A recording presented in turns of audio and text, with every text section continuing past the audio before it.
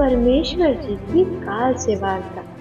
जब परमेश्वर ने सर्व ब्रह्मांडों की रचना की और अपने लोक में विश्राम करने लगे, उसके बाद हम सभी जीवात्माएं काल के ब्रह्मांड में रहकर अपना किया हुआ कर्म दंड भोगने लगे और बहुत दुखी रहने लगे। सुख व शांति की खोज में भटकने लगे और हमें अपने निज घर सतलोक की याद सताने लगी तथा वहां जाने के लिए भक्ति प्रारंभ की। किसी ने चारों वेदों को कंठस्थ किया तो कोई उग्र तप करने लगा और हवन यज्ञ ध्यान समाधि आदि क्रियाएं प्रारंभ की, लेकिन फिर भी निज घर सतलोक नहीं जा सके, क्योंकि उपरोक्त क्रियाएं करने से अगले जन्मों में अच्छे समृद्ध जीवन जैसे राजा महाराजा, बड़ा व्यापारी, अधिकारी, देव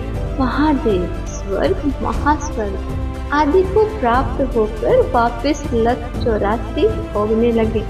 बहुत परेशान रहने लगे और परम पिता परमेश्वर से प्रार्थना करने लगे कि हे दयालु, हमें अपने निज घर का रास्ता दिखाओ। हम हृदय से आपकी भक्ति करते हैं, आप हमें दर्शन क्यों नहीं दे रहे हो? हम सभी जीवों की पुकार सुनकर कबीर परमेश्वर अपने निज घर सतलोक से जोग जीव का रूप बनाकर काल लोक में आए। तब 21वें ब्रह्मांड में जहाँ काल का निज घर है, वहाँ पर तपतशिला पर जीवों को भूनकर सूक्ष्म शरीर से गंध निकाला जा रहा था। परमात्मा के पहुँचने के बाद उन जीवों की जलन तुरंत समाप्त हो गई। उन्होंने परमेश्वर को देखकर कहा कि हे पुरुष, आप कौन हो? आपके दर्शन मात्र से ही हमें बड़ा सुख व शांति का आभास हो रहा है। फिर जोगजीत रूप में परमेश्वर ने बताया कि मैं पार ब्रह्म परमेश्वर कबीर हूँ। आप सब जीव मेरे लोक से आकर काल ब्रह्म के लोक में फंस गए हो। यह काल रोजाना 1 लाख मानव के सूक्ष्म शरीर से गंध निकाल कर खाता है और बाद में नाना प्रकार की योनियों में दंड भोगने के लिए छोड़ देता है। तब वे जीवात्माएं कहने लगी कि हे दयालु परमेश्वर, हमें इस काल की जेल से छुड़वाओ। परमेश्वर ने बताया कि यह ब्रह्मांड काल ने 3 बार भक्ति करके मेरे से प्राप्त किए हुए हैं, और जो आप यहाँ सब वस्तुओं का प्रयोग कर रहे हो, ये सभी काल की हैं, और आप सब अपनी इच्छा से यहाँ घूमने के लिए आए हो। इसलिए अब आपके ऊपर काल ब्रह्म का बहुत ज्यादा ऋण हो चुका है, और यह ऋण मेरे सच्चे नाम के जाप के बिना नहीं उतर सकता। जब तक आप ऋण मुक्त नहीं होते, तब तक आप काल ब्रह्म की जेल से बाहर नहीं जा सकते। इसके लिए आपको मुझसे नामोपदेश लेकर भक्ति करनी होगी, तब मैं आपको छुड़वा कर ले जाऊंगा।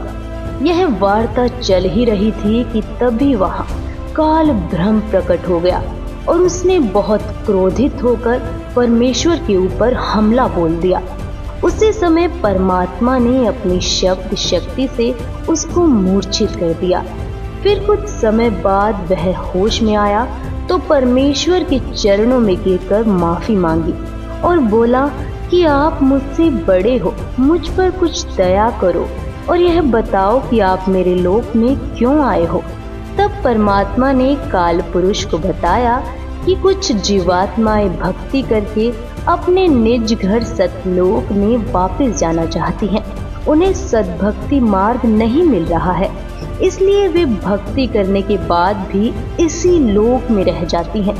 मैं उनको सद्भक्ति मार्ग बताने के लिए और तेरा भेद देने के लिए आया हूँ कि तू काल है, 1 लाख जीवों का आहार करता है और 1.25 लाख जीवों को उत्पन्न करता है तथा भगवान बनकर बैठा है। मैं इनको बताऊंगा कि तुम जिसकी भक्ति करते हो वह भगवान नहीं, काल है। इतना सुनते ही काल बोला कि यदि सब जीव वापस चले गए तो मेरे भोजन का क्या होगा? मैं भूखा मर जाऊंगा।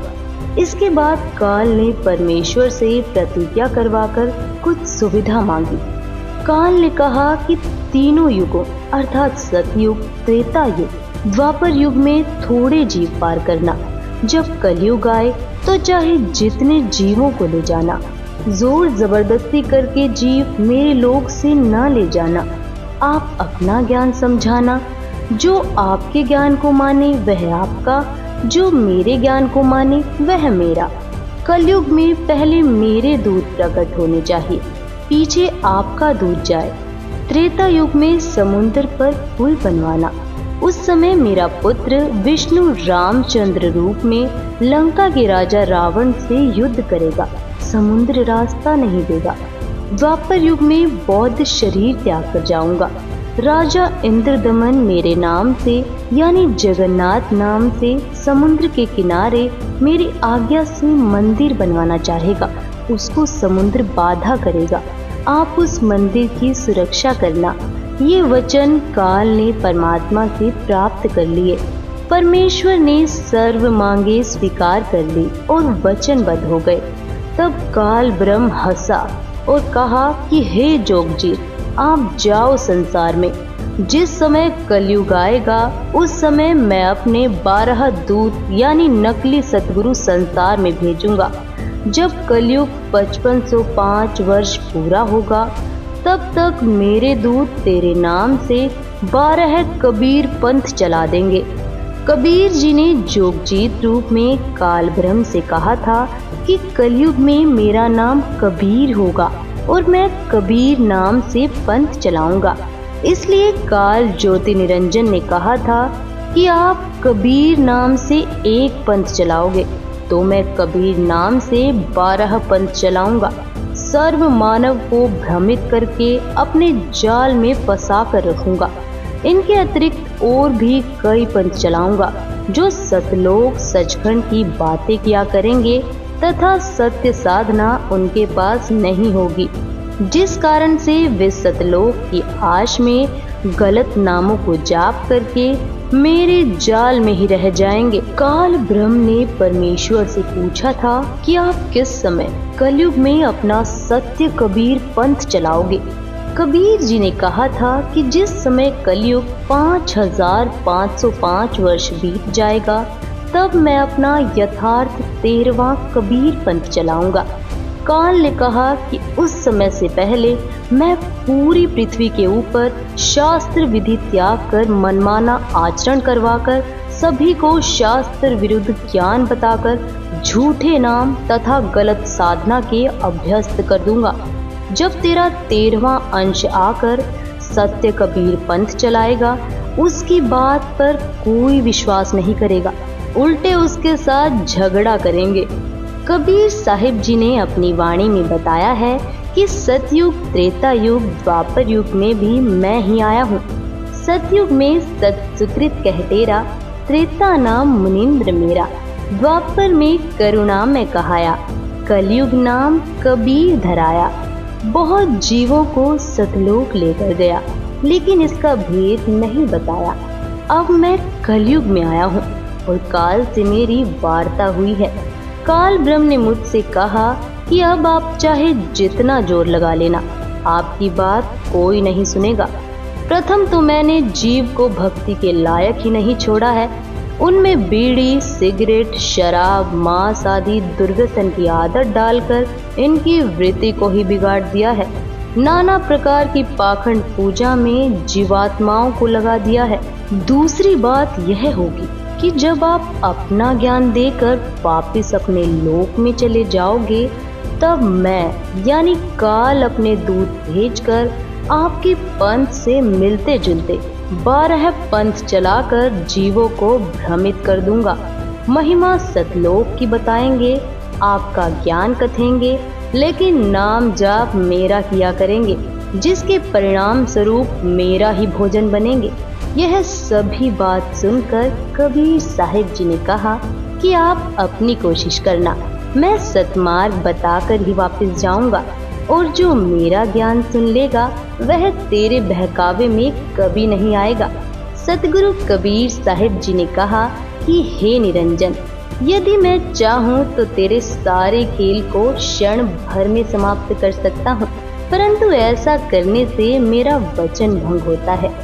यह सोचकर मैं अपने प्यारे हंसों को यथार्थ ज्ञान देकर शब्द का बल प्रदान करके सतलोक ले जाऊंगा और कहा कि सुनो धर्मराया, हम शंखो हंसा पद परसाया, जिन लेना हमरा परवाना, सो हंसा हम किए अमाना। कबीर जी को पता था कि जब कलयुग के 5505 वर्ष पूरे होंगे, यानी सन 1997 में, तब शिक्षा की क्रांति लाई जाएगी, सर्व मानव अक्षर ज्ञान युक्त किया जाएगा। उस समय मेरा दास सर्व धार्मिक ग्रंथों को एक से समझकर मानव समाज के रूबरू करेगा।